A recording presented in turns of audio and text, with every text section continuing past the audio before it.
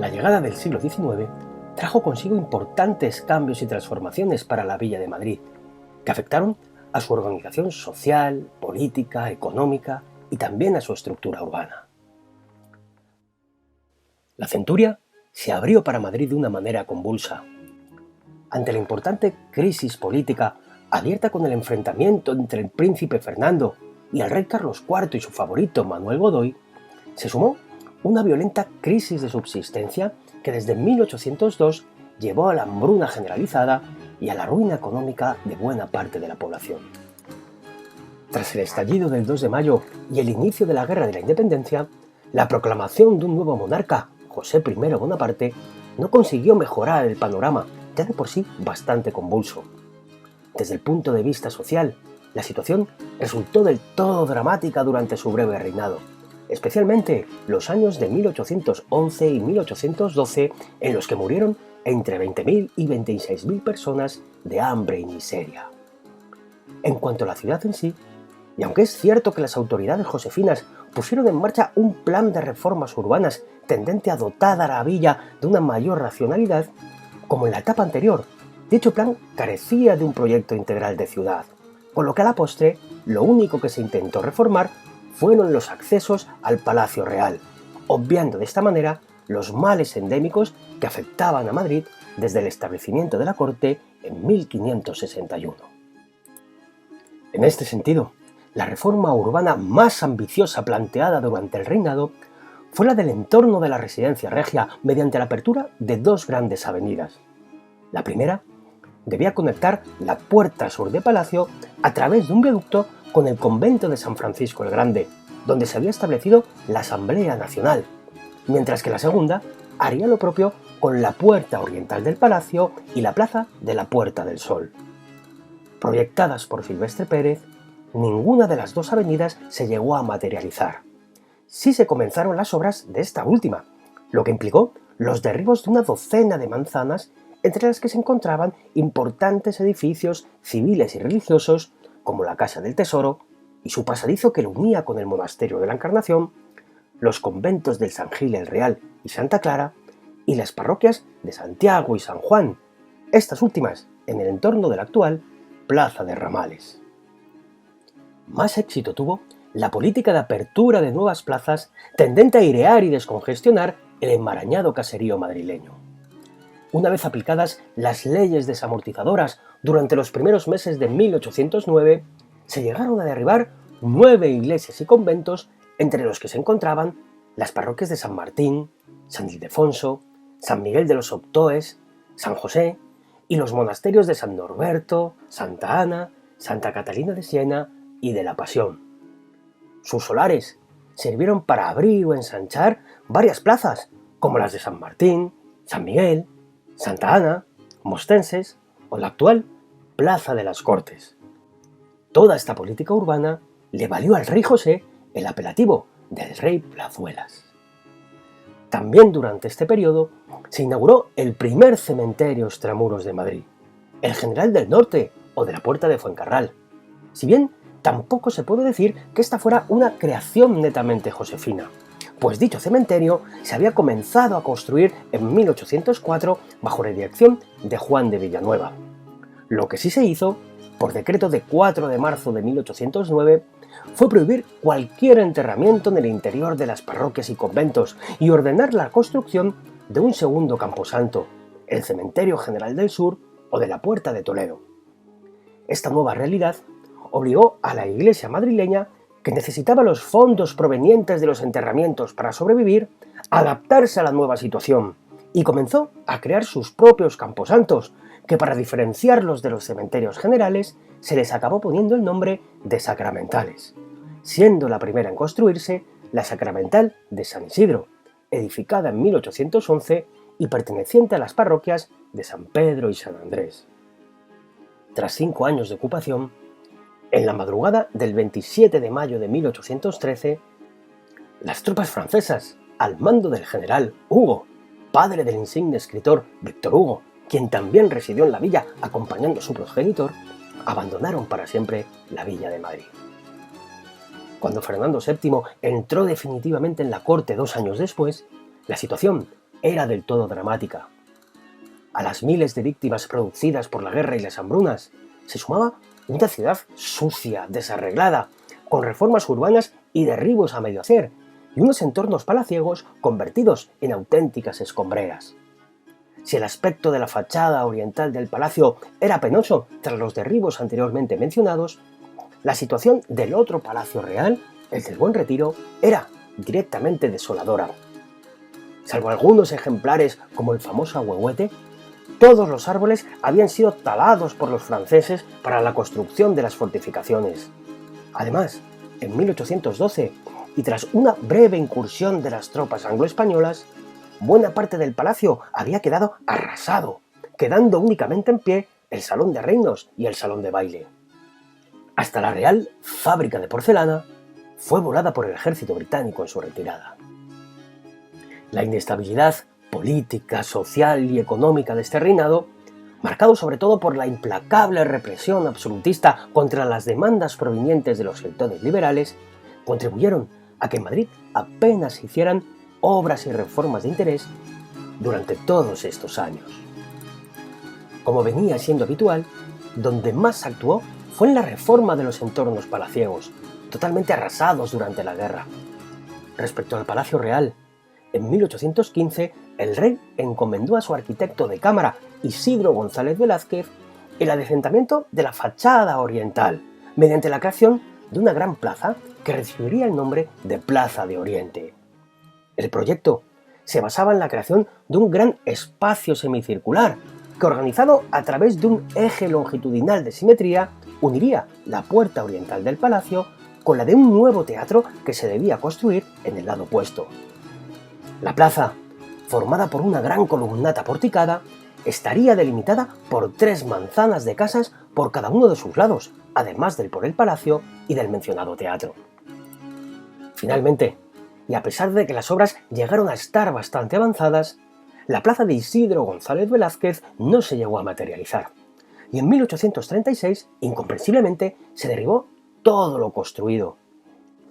Tras un nuevo proyecto de reordenación de la plaza elaborado por los ingenieros Merlo, Rivera y Gutiérrez en 1842,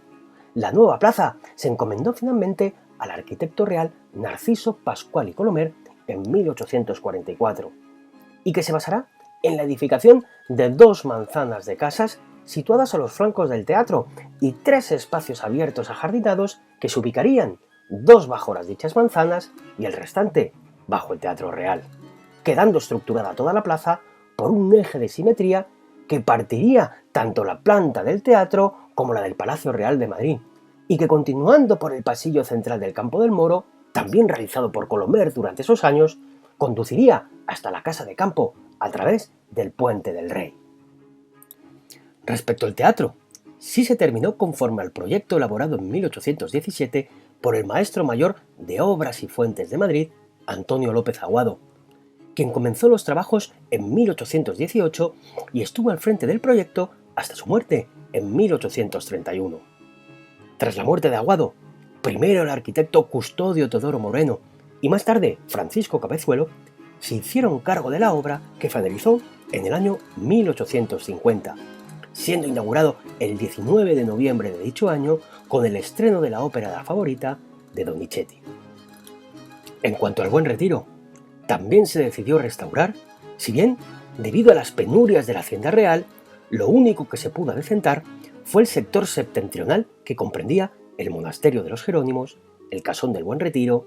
el parterre y sus aledaños, y el estanque hasta su encuentro con el antiguo camino de Vicálvaro, hoy Abetina de Menéndez Pelayo. A toda esta zona restaurada se la puso el nombre de Jardín del Reservado, un jardín que ya estará organizado en torno a un concepto paisajístico romántico, aunque bajo la premisa ilustrada del entretenimiento, en un ambiente idílico de naturaleza. El arquitecto Isidro González Velázquez decoró además toda la zona con interesantes construcciones como la Casita del Pescador, la llamada Montaña Artificial o de los Gatos, la Casa de Fieras o la fuente egipcia del dios Canopo, situada junto al Estanque Grande. Por lo demás, quizá lo más relevante del reinado fue la creación en 1819, por iniciativa de la reina María Isabel de Braganza, del Real Museo de Pintura y Escultura, desde 1868 Museo Nacional del Prado, sobre el antiguo edificio de Juan de Villanueva, destinado en un principio a Gabinete de Historia Natural y Real Academia de Ciencias Exactas. El resto de las actuaciones del periodo se limitaron a iniciativas concretas como la construcción en 1815 de la llamada Fuentecilla de la calle Toledo, la nueva Puerta de Toledo, realizada por Antonio López Aguado entre 1817 y 1827, el edificio de la posterior Facultad de Medicina en la calle Atocha, hoy ocupado por las dependencias del Instituto Nacional de Administraciones Públicas, y una nueva posesión regia, el Casino de la Reina, situado entre la Ronda y la calle Embajadores, propiedad de la Corona hasta la Revolución de 1868.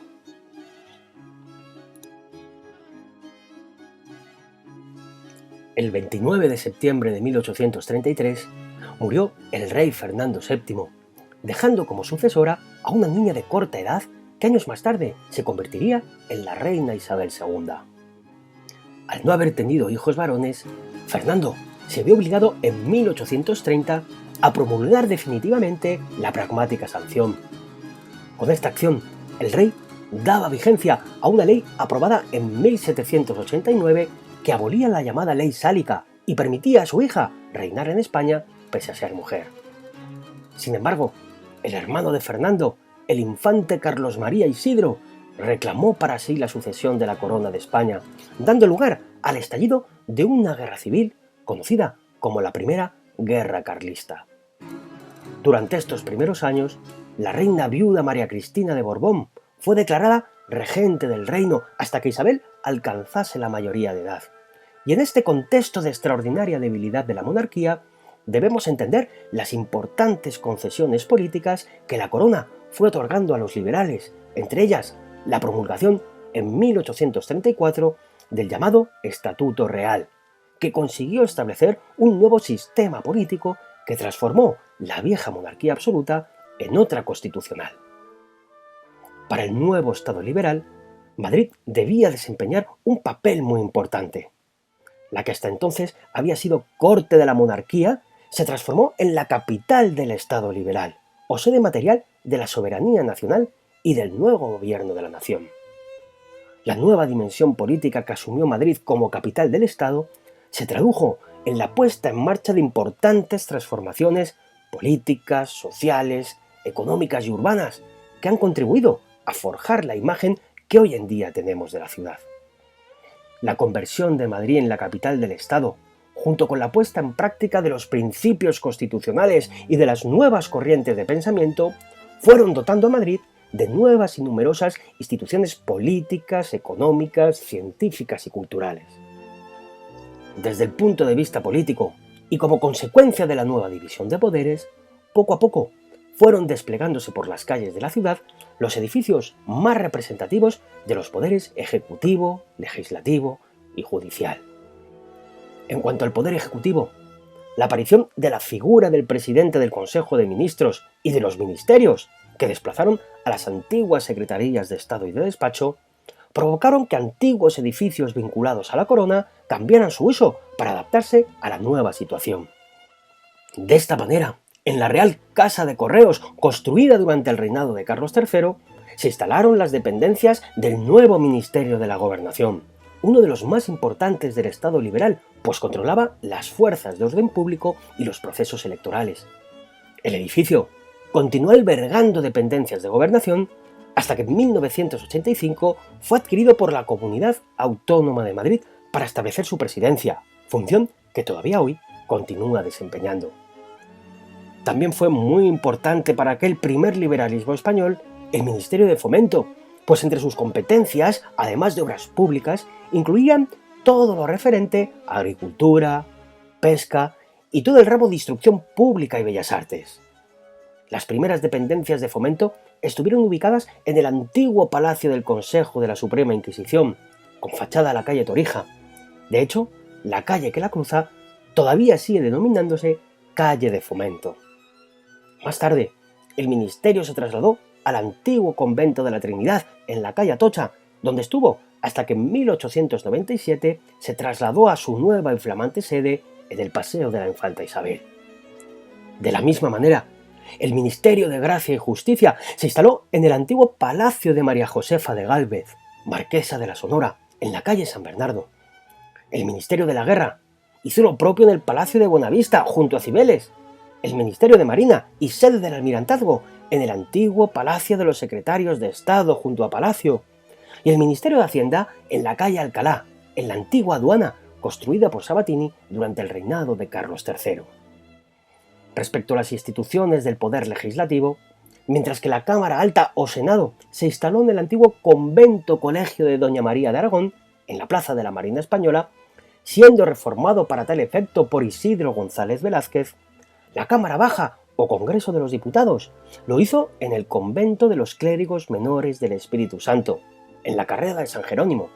si bien, debido a su defectuoso estado, al poco tiempo fue derribado, construyéndose en su lugar el nuevo Congreso de los Diputados, obra del arquitecto real Narciso Pascual y Colomer. En cuanto al Poder Judicial, su edificio más representativo fue el antiguo Palacio de Santa Cruz, sede de la Sala de Alcaldes de Casa y Corte y antigua Cárcel Real,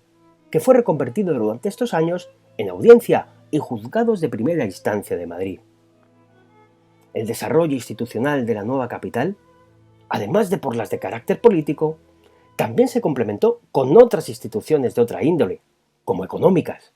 caso del Banco de España, que surgió tras la fusión de los bancos de Isabel II y de San Fernando, y que tras estar ubicado durante unos años en la antigua Casa de los 5 Gremios Mayores de Madrid, en la actual Plaza de Jacinto Benavente, pasó en 1891 a su nuevo y flamante edificio de Cibeles, construido por el arquitecto Eduardo Adaro y Magro. También fue muy importante en este sentido la creación en 1831 de la Bolsa de Comercio de Madrid, ubicada en la calle de la Bolsa, donde estuvo hasta que en 1893 se trasladó a su nueva sede de la Plaza de la Lealtad. Además, también Madrid se convirtió en la capital de la cultura, apareciendo importantes edificios institucionales como el Palacio de las Bibliotecas y Museos Nacionales, construido entre 1866 y 1892 por el arquitecto Francisco Jareño y Alarcón, y de especial importancia para Madrid, la creación en 1836 de la primera universidad madrileña, la Universidad Central, que repartirá sus facultades entre el antiguo noviciado de jesuitas en la calle San Bernardo y otras repartidas por la ciudad, como la Facultad de Farmacia, en la calle Farmacia, la de Medicina, en la calle Atocha, o la de Veterinaria, en la antigua huerta del convento de los Agustinos Recoletos. Como hemos visto, buena parte de los edificios institucionales que aparecieron durante el periodo se asentaron en antiguos conventos que precisamente fueron desamortizados durante estos años. Las primeras medidas desamortizadoras del periodo se tomaron en 1835, durante el gobierno del conde de Toreno, con una nueva supresión a perpetuidad de la Compañía de Jesús. Si bien fue durante la presidencia de su sucesor, Juan Álvarez Méndez, apodado Mendizábal por sus correligionarios, cuando éstas llegaron a su punto culminante. Entre octubre de 1835 y marzo de 1836 se suprimieron todas las órdenes religiosas masculinas y se ordenó limitar las femeninas a lo mínimo posible, decretándose paralelamente la venta de todas sus propiedades que previamente fueron declaradas bienes nacionales. Todo este corpus legal supuso la desamortización de 53 de los 73 conventos madrileños. Todos los masculinos, 35, desaparecieron y los frailes fueron exclaustrados, mientras que los femeninos se suprimieron 16, reagrupándose sus comunidades en otros conventos de la misma orden que quedaron en la ciudad. La desamortización supuso de esta manera un importante cambio en el paisaje urbano madrileño, pues la mayoría de estos conventos fueron derribados para especular con el terreno y construir otro tipo de edificaciones en su lugar, como así ocurrió, por ejemplo, con el convento de San Felipe el Real, situado en la Puerta del Sol, que tras su desamortización fue vendido en pública subasta al comerciante Santiago Alonso Cordero, quien lo derribó para construir la llamada Casa de Cordero. O el anteriormente mencionado de los agustinos recoletos, escandalosamente adjudicado al propio desamortizador, Juan Álvarez Mendizábal, quien a su vez lo vendió a una empresa que construyó en su lugar el taller de coches de Recoletos. Por ello, sus opositores comenzaron a llamar a Mendizábal en el Congreso Don Juan Palomo, por el tradicional dicho de yo me lo guiso, yo me lo como. Otros conventos, aunque desamortizados, quedaron en pie, pero cambiaron de uso, como el de San Martín, transformado en sede de la Diputación Provincial y cuartel de la Guardia Civil, o los anteriormente mencionados de Doña María de Aragón y del Espíritu Santo, transformados respectivamente en el Senado y en el Congreso de los Diputados. Solo unos pocos se traspasaron al Ayuntamiento de Madrid para la apertura de nuevas plazas públicas. Uno de ellos fue el de Nuestra Señora de la Merced, de religiosos mercedarios, fundado en el siglo XVI y que fue derribado en estos años para abrir la llamada Plaza de Progreso, en la actualidad, Plaza de Tirso de Molina. Tras las reformas urbanas que se habían emprendido en la vieja ciudad, a tenor de los decretos desamortizadores tanto de Mendizábal como de Baldomero Fernández de Espartero, a mediados del siglo XIX, los liberales quisieron hacer de la ciudad de Madrid una capital más racional, simbólica, representativa y monumental. Se hicieron, por tanto, multitud de reformas urbanas, como la terminación de las obras de la Plaza de Oriente, la reforma integral de la Puerta del Sol, la remodelación y ensanche del Paseo de Recoletos, la apertura de la calle Bailén o el establecimiento de los cementerios a las afueras de la ciudad, como culminación de las antiguas políticas bonapartistas.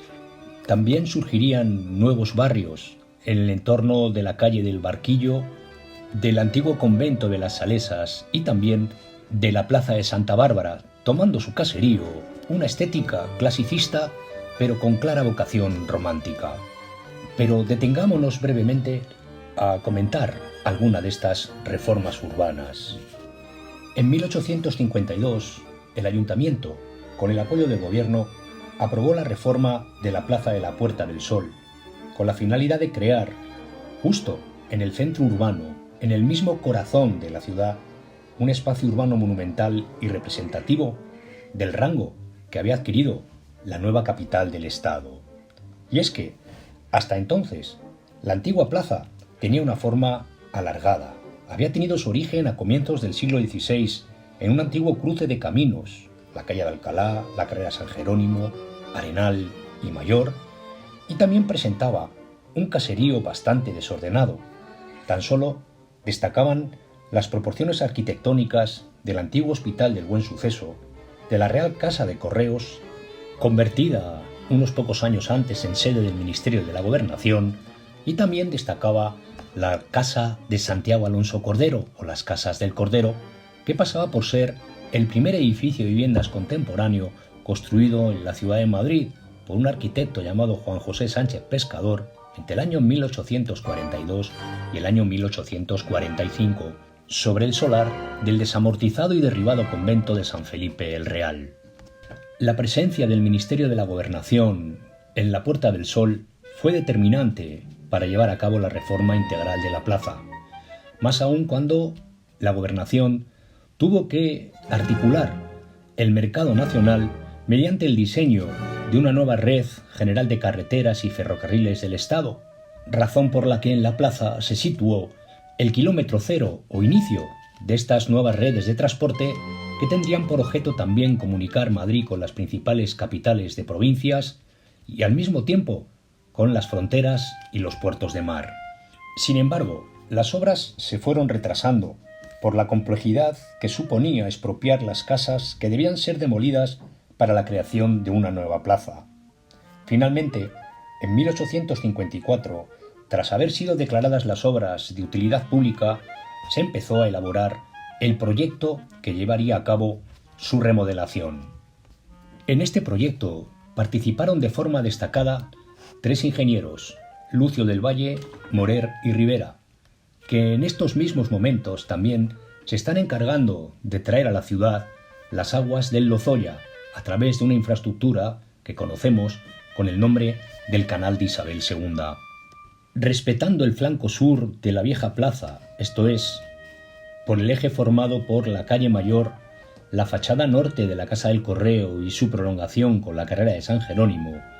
consistía en disponer un arco rebajado por todo su frente norte, con el propósito de crear una plaza semicircular de claro gusto neoclásico. Las obras comenzarían apenas 2 años después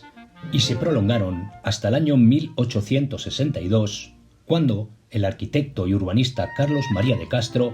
terminó la construcción de las fachadas de las nuevas manzanas y edificios que se asomaban a la nueva plaza. Con esta reforma, la plaza también se convirtió en polo de atracción para importantes y pujantes actividades comerciales, administrativas y financieras, lo que provocaría en años sucesivos la reforma de sus entornos aledaños. Será a partir de entonces cuando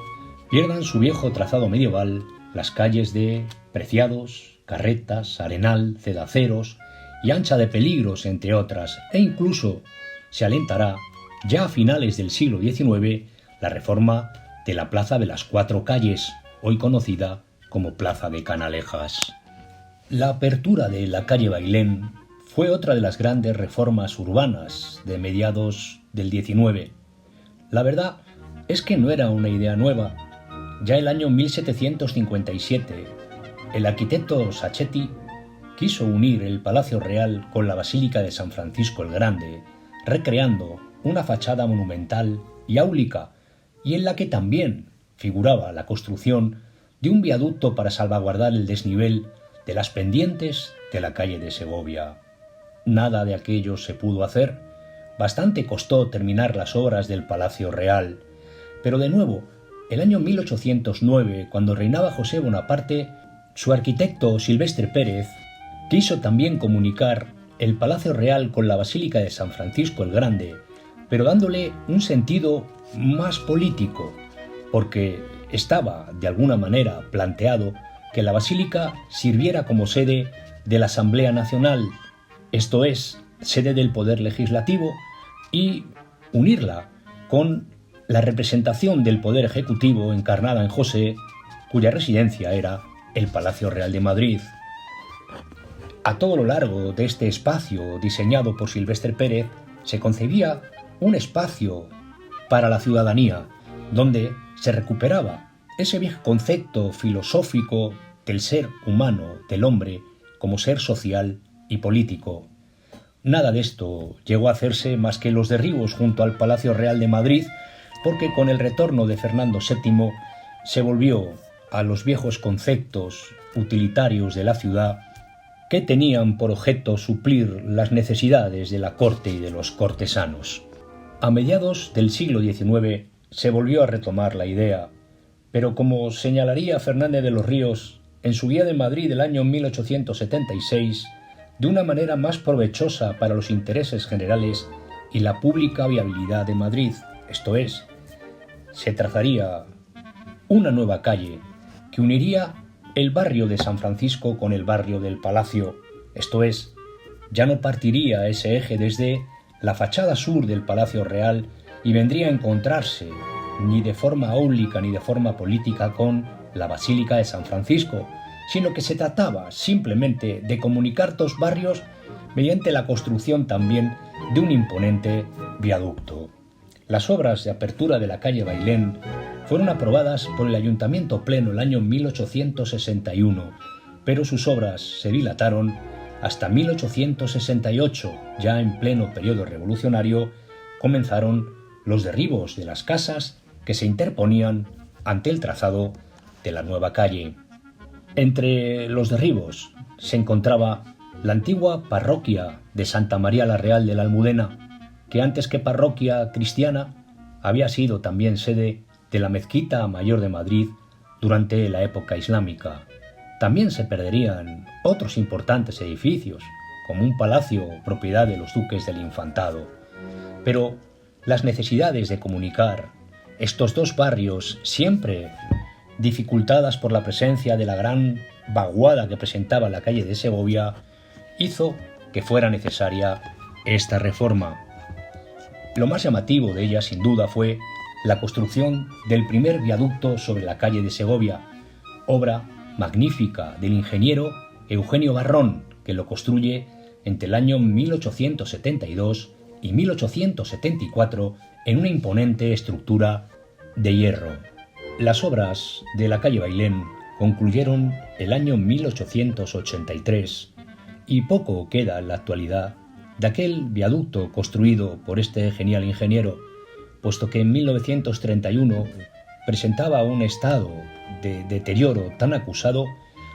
que 3 arquitectos llamados Ferrero, Aracil y Aldaz lo reemplazaron por uno nuevo, también con una imponente estructura en hormigón armado, que es el que en la actualidad se conserva sobre la calle de Segovia. Pero por más reformas urbanas que se hicieran o acometieran en la ciudad de Madrid en las décadas centrales del siglo XIX, la verdad es que la ciudad en estos momentos sigue presentando el aspecto de un poblachón manchego, de una ciudad de escasas dimensiones, ya que el espacio urbano seguía estando delimitado por una cerca fiscal que había mandado construir el rey Felipe IV el año 1625. Es decir, era apenas una ciudad de 800 hectáreas de superficie que presentaba grandes problemas sanitarios y sociales por la escasez de suelo para edificar, más aun cuando la población de la ciudad había crecido vertiginosamente tras pasar de los 220.000 habitantes de comienzos del siglo XIX a los algo más de 300.000 cuando entró la década de 1860. Esta situación contrastaba notablemente con las necesidades y aspiraciones que tenía Madrid como capital del Estado, en la que ya entonces se comenzaban a crear nuevos servicios municipales y organismos de gestión, junto con un desarrollo notable de las infraestructuras, como era el caso de la llegada del ferrocarril, año 1851, y de las aguas del canal de Isabel II, el año 1852. Todas estas circunstancias llevaron a buena parte de la clase política a considerar las ventajas y facilidades que traería consigo la expansión de la ciudad, aunque para ello hubo que doblegar los intereses de la poderosa burguesía rentista, especulativa, que dominaba, además, la política municipal.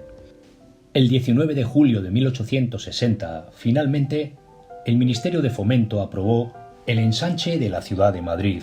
siguiendo un proyecto que 3 años antes había diseñado el urbanista Carlos María de Castro. El Plan Castro, que así es como lo conocemos los historiadores, iba a suponer pasar de una ciudad de 800 hectáreas de extensión a otra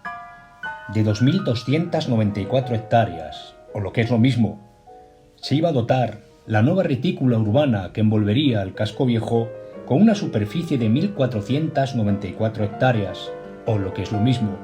a golpe de tiralíneas, la ciudad de Madrid podría multiplicar su superficie por 3. El ensanche consistía en una retícula ortogonal orientada en dirección norte-sur, que no alteraba el crecimiento natural de la ciudad en dirección hacia el este, y presentaba las siguientes características. En primer lugar, se produciría el traslado del centro urbano a la plaza de Cibeles. Si la disposición de la retícula no alteraba el crecimiento natural de la ciudad, que desde la Edad Media se venía produciendo en sentido este, con el desarrollo del ensanche, el centro urbano sufriría un ligero desplazamiento desde la Puerta del Sol hasta la plaza de Cibeles. Y prueba de que la plaza de Cibeles llegó a convertirse en el centro de aquella ciudad que se ensancha, lo podemos comprobar en los edificios que se construyeron en torno a ella, como el Palacio de Comunicaciones, el Banco de España o la sede del Ministerio de la Guerra y la Presidencia del Gobierno, que se ubicó en el antiguo Palacio de Buenavista, síntoma de que el centro de la capital del Estado ya se encontraba en las Cibeles a comienzos del siglo XX. En segundo lugar, la retícula de Castro estaba conformada por manzanas regulares, esto es, fue el módulo característico de edificación del ensanche. O lo que es lo mismo,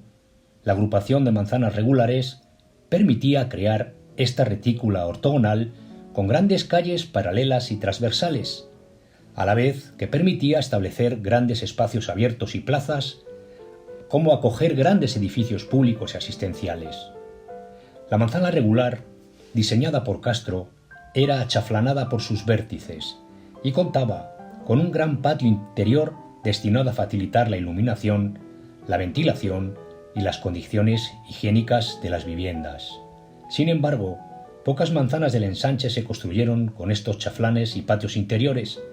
ya que los promotores aprovecharon al máximo la superficie edificable, puesto que no hay que olvidar que la principal industria de esta ciudad de Madrid, desde la desamortización de Mendizábal, fue la especulación inmobiliaria. En tercer lugar, hay que destacar que el ensanche de Castro iba a estar provisto por 3 tipos de calles: las principales, de 30 metros de ancho, las intermedias o secundarias con 20 metros de ancho y las más estrechas con 15 metros. Muy pocas calles del casco viejo de Madrid tenían las dimensiones y la anchura de las calles más pequeñas diseñadas por Castro en su retícula. Las calles de mayor anchura, además, tenían la vocación de auténticos corredores de ventilación, puesto que no hay que olvidar que en estos momentos, con el carbón, se mueven las industrias y se calientan los hogares. En cuarto lugar, la retícula de Castro contemplaba la creación de numerosas plazas, espacios públicos, zonas libres y jardines, aunque bien es verdad que la especulación inmobiliaria hizo que quedaran en algunas ocasiones reducidos a la mínima expresión. Por ejemplo, el barrio de Salamanca se había diseñado con un gran parque al norte junto a la calle de María de Molina, parque que nunca se construyó. En el actual barrio de Salamanca se llegaron a proyectar originariamente más de 15 plazas y finalmente solo se construyó donde, curiosamente, se encuentra hoy levantada la escultura de uno de sus promotores inmobiliarios, José Salamanca y Mayol. En quinto lugar, hay que hablar de la delimitación exterior del ensanche que se hizo con un foso de segregación, y quizá esto fue uno de los aspectos menos innovadores del ensanche, pues al igual que la cerca de 1625 había tenido constreñida la ciudad, el ensanche también se delimitaría con la construcción de un foso de hasta 3 y 4 metros de profundidad, con la única finalidad de evitar el contrabando y la evasión de impuestos municipales. Dicho de otra manera, solo se podría acceder a la ciudad de Madrid por donde penetraban las principales carreteras, esto es, a través de plazas donde se ubicarán los fielatos de consumos, las básculas municipales. Estas plazas fueron las de Cuatro Caminos, Manuel Becerra o las del Puente de Vallecas. Y el foso estuvo constituido por las actuales calles de la Avenida de la Reina Victoria, Raimundo Fernández de Villaverde, Joaquín Costa, Francisco Silvela y el Doctor Esquerdó. Pero la delimitación del ensanche con este foso también trajo una nueva realidad administrativa al término municipal de Madrid, puesto que a partir de entonces existiría casco viejo, ensanche y extrarradio. Y fue precisamente en el exterior del foso del ensanche donde se configuraría un extrarradio que, al mismo tiempo que se iba construyendo el ensanche, irán apareciendo barriadas obreras, arrabales, infravivienda, carentes de todo tipo de comodidades e infraestructuras. En sexto lugar, y conforme a la organización socioeconómica de la típica sociedad de clases que trajo el primer liberalismo, el ensanche diseñado por Castro también fue regulado conforme a una zonificación espacial, esto es, se fueron asignando a sus barrios las personas o grupos de personas conforme a su capacidad económica y su perfil laboral. Dicho de otra manera, mientras las gentes más acaudaladas iban construyendo sus casas, sus palacios, junto al Paseo de la Castellana y barriadas aledañas como Almagro, las clases medias se situaron a ambos flancos de esta, esto es, el barrio de Salamanca y el barrio de Chamberí. Bien es verdad que la clase media en Madrid era muy exigua, y esto se ve muy bien en el mismo barrio de Salamanca. No son lo mismo las viviendas de la calle de Velázquez que las que se encuentran en la calle del Conde de Peñalver. Las clases populares fueron a parar al sur, a los barrios de Arganzuela, Delicias y Las Peñuelas, como una clara prolongación de los antiguos barrios populares de Lavapiés Embajadores. A estas zonas del sur del ensanche también vinieron a parar todos los desarrollos industriales, siderúrgicos, químicos y de grandes fábricas, y no por casualidad, todos estos barrios del sur ya desde el año 1866 estuvieron surcados por la vía de circunvalación del ferrocarril, con el propósito de que también surgieran en torno a esta vía las grandes cabeceras de las estaciones madrileñas, como las estaciones de Atocha, Delicias, Imperial y la estación del Norte o del Príncipe Pío. La construcción de este ensanche fue lenta. Se prolongó entre las décadas de 1860 y 1930, razón por la que el proyecto originario de este urbanista Carlos María de Castro sufrió numerosas alteraciones. Además, en este mismo periodo de tiempo y junto a los barrios del ensanche, también comenzaron a edificarse lujosas barriadas como la de Alfonso XII sobre el solar del antiguo Palacio del Buen Retiro, o por ejemplo, se construiría con perfiles de clase media la barriada de Argüelles, sobre parte del antiguo Real Sitio de la Florida. Sin embargo, de lo que careció el ensanche fue de una clara política de obra o de vivienda social. Habida cuenta además que buena parte de la población de Madrid estaba constituida por inmigrantes. De hecho, por poner un ejemplo, a comienzos del año 1888,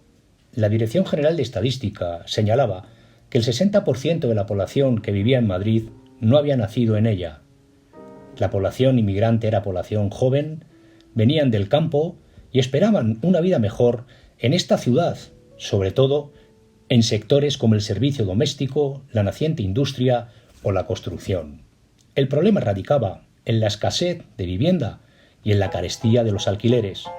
Por eso no encontraron acomodo ni en el casco viejo ni en el moderno ensanche que se estaba haciendo en la ciudad. Esto es lo que explica el surgimiento, en estos mismos momentos paralelos a la construcción del ensanche, de una nueva ciudad,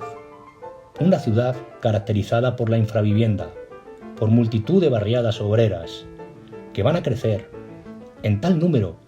que incluso traspasarán los límites del término municipal de Madrid. Así fue como por el norte surgió, junto al límite exterior del ensanche, la barriada de Cuatro Caminos, prolongándose su construcción ya por el término de Chamartín de la Rosa con la barriada de Tetuán.